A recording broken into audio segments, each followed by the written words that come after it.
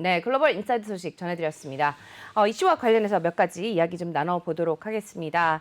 우선 첫 번째로 보니까 제가 아마존이 반독점 조사를 받고 있는데 왜 그런지를 좀 먼저 밝혀야 되지 않을까요? 네, 그러니까 미국 검찰이 지금 현재 아마존에 대해서 문제를 삼고 있는 게 뭔가 하면은 최저가 보장제입니다. 최저가 네. 보장제 잘 아시겠지만은 다른 플랫폼과 비교를 했을 때 아마존에서 파는 가격이 더 비싸서는 안 된다. 우리 많이 봐왔지 않습니까? 그렇죠. 네. 이런 조항 때문에 그렇습니다. 그런데 이게 왜 반독점으로 소비자한테 피해를 끼치는가 하면은 소비자들이 물건을 싸게 살 수 있는 기회를 박탈한다 이렇게 얘기를 하고 있습니다. 왜 그런가 하면은 지금 현재 월마트나 이베이 같은 경우에는 아마존보다도 수수료가 싸다 그러거든요. 네. 그런데 지금 이 아마존 같은 경우는 시장 지배적 사업자이기 때문에 아마존 가격보다 더 싸게 팔 수 없는 그런 상황이 되니까 결과적으로 이렇게 본다면은 수수료 인하 경쟁을 통한 그 혜택이 소비자한테 돌아가지 않는다 이렇게 보시면 되는 거거든요. 그래서 이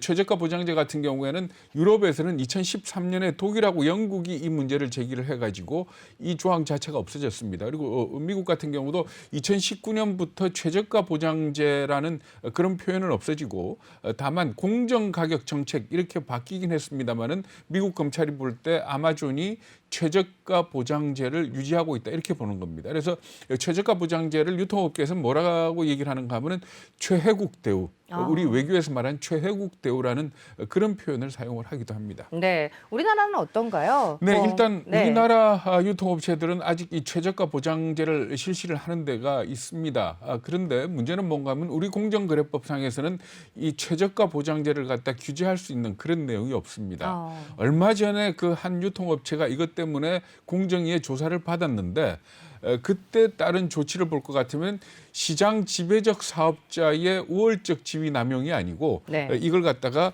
거래상 지위 남용 그러니까 갑질 정도로 해석을 했거든요. 근데 사실 이 얘기를 듣고 보면은 이렇게 최저가 보장제라는 게 결코 소비자한테 도움이 안 된다라는 측면에서 볼 때 우리 공정위도 아마 이쪽에 대해서 규정을 올해 안에 새로 만들 그런 계획이 있는 걸로 알려지고 있습니다. 네, 지금 또 보니까 원화 환율이 심상치가 않죠. 네, 그렇습니다. 그러니까 원화 환율이 어제 기준으로 해가지고 달러당 1,108원 50전을 기록을 했습니다. 이게 어느 정도인가 하면은 2주 만에 한 30원 정도 떨어진 거고요. 그리고 네. 추이를 쭉 보면은 사실 1,100원이 거의 마지노선이다 이렇게 보시면 됩니다. 물론 네. 5년이나 10년으로 넓혀서 보면은 1,050원이나 1,060원까지 잠깐 떨어졌던 적은 있었지만은 우리 외환 당국에서도 대략 1,100원을 갖다가 마지노선으로 보고 그것보다 더 떨어지면 시장 개입을 한다라고들 외환 전문가들이 보고 있거든요. 근데 지금 현재 1,108원 50전이라면은 거의 올 때까지 왔다 이렇게 볼 수가 있는 겁니다. 이렇게 원화가 강세를 보이는 가장 큰 이유는 뭔가 하면은 위안화입니다. 네. 위안화가 지금 강세를 보이고 있거든요. 어느 정도인가 하면 6.31달러에 6.3 위안대에서 거래가 되고 있는데 2년 전인가요? 파치란 얘기가 나왔지 않습니까? 네. 그러니까 1위안에 7을 돌파하는 것을 갖다가 중국 입장에서는 자존심 때문에 허락을 못한다. 그러니까 7 이상은 안 갈 것이다라고 했던 건데 지금 이게 1.635 정도까지 떨어진 그런 상황입니다. 그렇기 때문에 아무래도 우리나라 같은 경우에는 이 위안화하고 동조가 돼 있는 그런 상황이거든요. 그러다 보니까 우리 지금 환율이 떨어지고 원화 가치는 상승하는 그렇죠. 그런 현상을 보이고 있다 이렇게 보시면 되는데 그렇기 때문에 사실 위안화가 어떻게 움직일지를 좀 봐야 되겠습니다만은 일부에서는 위안화가 6.2까지 가지 않겠느냐 이런 예상을 내놓고 있습니다. 물론 중국 같은 경우에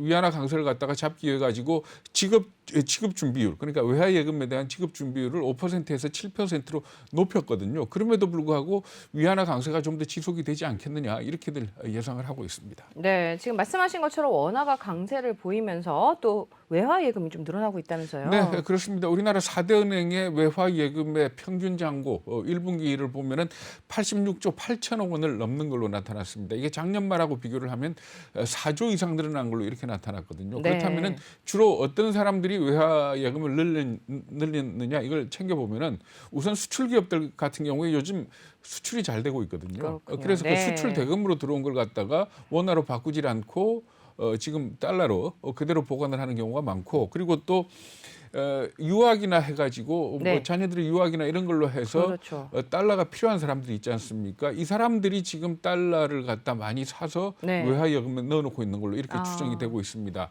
또 한 가지 본다면은 아무래도 서학개미들 외국 주식 투자하기 위해 네. 가지고 외화를 갖다 보유하고 있는 걸로 이렇게들 추정을 하고 있는데 앞에서도 말씀드렸습니다마는 1,100원 밑으로 깨지더라도 잠깐 가는 거고 그 한계가 1,050원, 1,060원 이 정도이기 때문에 만약에 달러가 필요한 사람들이라면은 지금은 사두는 게 이익이다라는 게 외환 전문가들의 충고입니다.